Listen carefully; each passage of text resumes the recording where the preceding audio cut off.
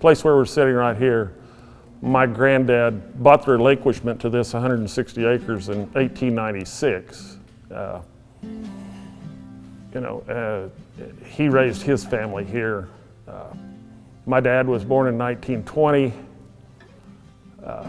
He then he was in school and helped his dad farm. Went off to World War II, fought in Guam, Saipan, Iwo Jima. Very fortunate to have him come back from those. And then he came back from that and started a family, and I was his second born. I have an older sister named Joy. But Dad was a school teacher, my mom was a school teacher, but he also farmed and ran a custom harvesting operation. So I think I started driving combine for him when I was 13. I think I was 17, I bought my first combine, and I joined my dad on the harvest run. I guess I was just kind of born into this. My grandpa was a farmer, my dad was a farmer, I'll be a farmer, and hopefully my grandson will be a farmer. If I had a mission statement, be honest, work hard and smart. There's a difference there. There's some people that work hard and don't do the right things. And then you have to have a positive attitude. Even when things are bad, you kind of have to have a positive attitude and know that it's going to get better. How does my day start? I'm usually up, if we're not raking hay or something like that first thing in the morning, I'm up 5:30 or 6, have my first cup of coffee. Lots of mornings my wife fixes breakfast from our homegrown eggs, which I'm very proud of. And then I'll catch the news and weather so I can determine what we're going to do that day. Most of the time the help shows up at 8 o'clock, and then I give them their duties for the day. My day ends whenever the work is finished. So sometimes that's 2 o'clock in the morning, sometimes it's not at all. And sometimes we're through by 5 o'clock.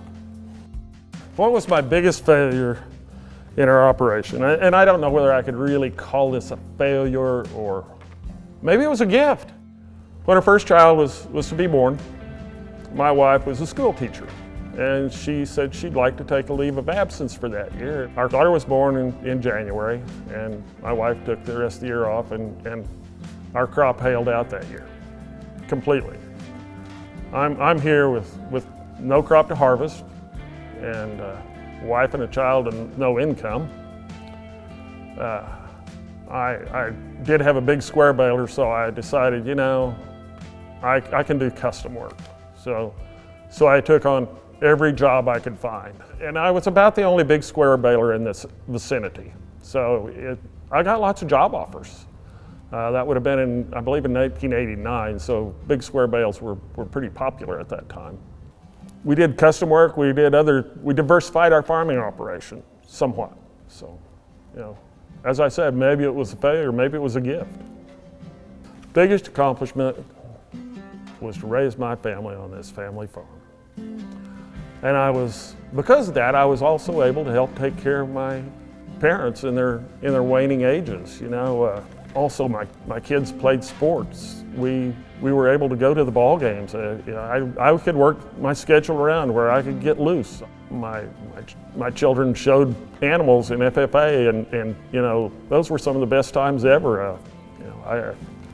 Jana and I would go out and watch the steer. Jessica would work her lambs. She washed her heifers. We did these things together.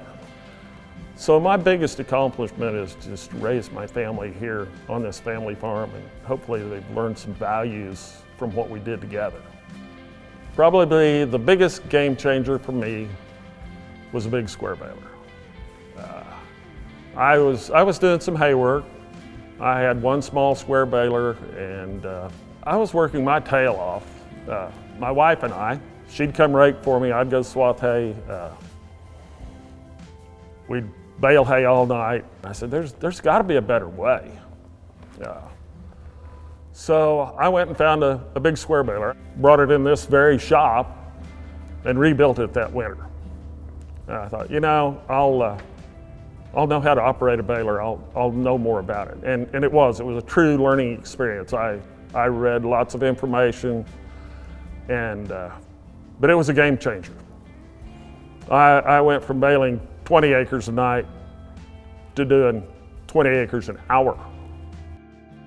I want to be able to pass along a productive and profitable farm to my grandchildren, to my children.